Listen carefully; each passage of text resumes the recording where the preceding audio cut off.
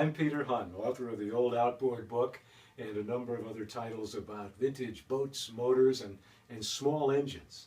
You know, one of my favorite old outboard motors is the 1928 and 29 series of Elto Speedsters. Actually, they started making them in late 1927. Here's a 1927 and a half, and then a 28 and a 29. They look about the same to the naked eye, but there are a lot of variations. The Elto Speedster series for 1928 started with serial number 60,000, and the 29 Speedsters started with serial number 80,000. The first 1,000 of the 1927 and a half, 28 motors had cast gas tanks as opposed to sheet metal aluminum for the rest of them. The Elto stood for Evinrude's Light Twin Outboard. Elto was the second outboard motor company owned and started by Ole Evinrude and his wife Bess. And one of the really neat things about an Elto Speedster, easily carried by one person, weighs about 80 pounds or so, has a really distinct sound with the opposed firing cylinder arrangement. It's a two-cylinder motor, obviously. And you start it with a knuckle buster, like this. It pulls up, and then you rotate the flywheel, bounce it against compression stroke. We'll see that in action a little bit later. And another neat thing about it, the battery ignition. This is the timer that normally is right under the flywheel, and just like a magneto advance on a regular magneto outboard motor, this is used to control the speed.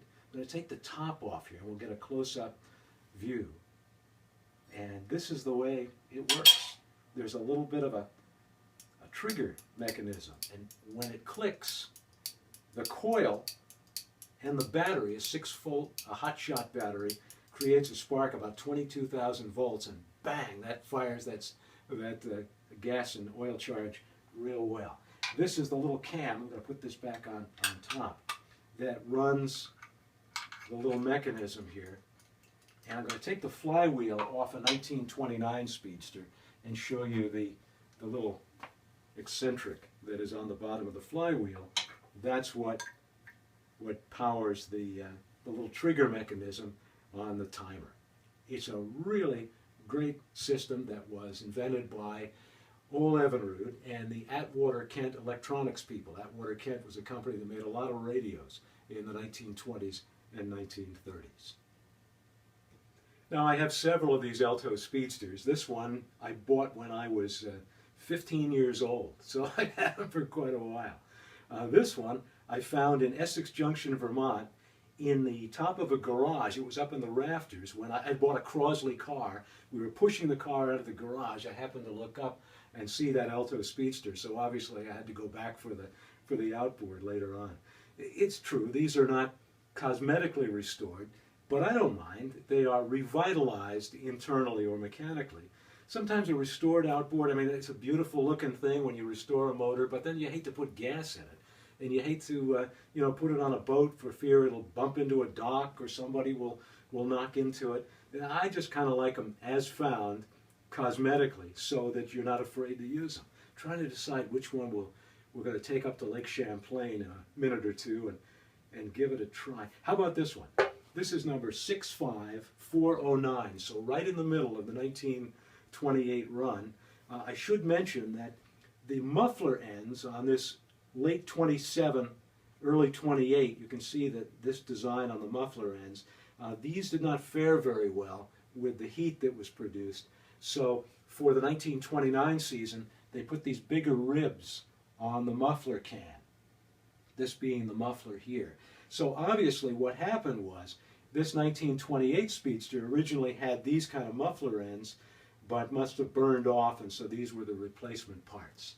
Also, if you can take a quick look at this little rope sheath plate, normally somebody would put a rope in there and pull it like a conventional outboard. This was an accessory that could be purchased. This was done at the factory because it's milled into the flywheel.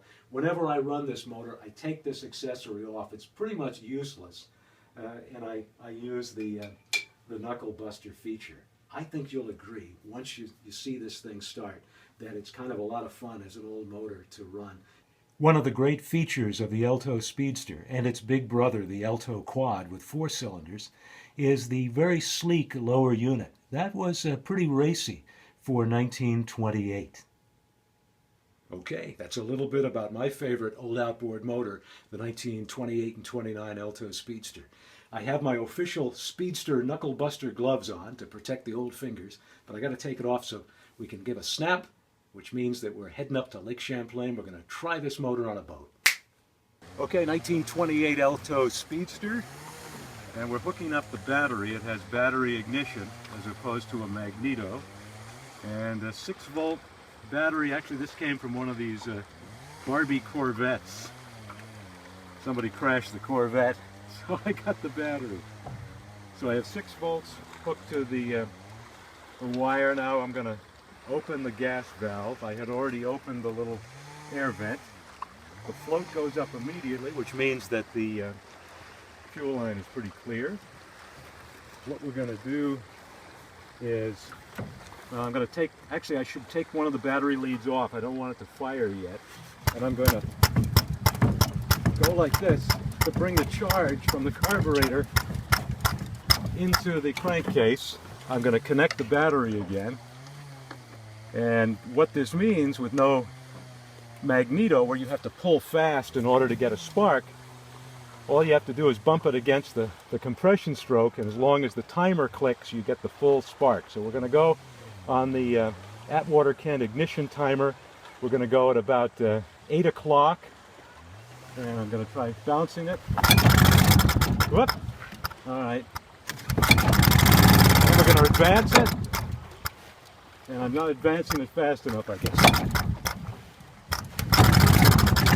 There we go. Got to advance it to about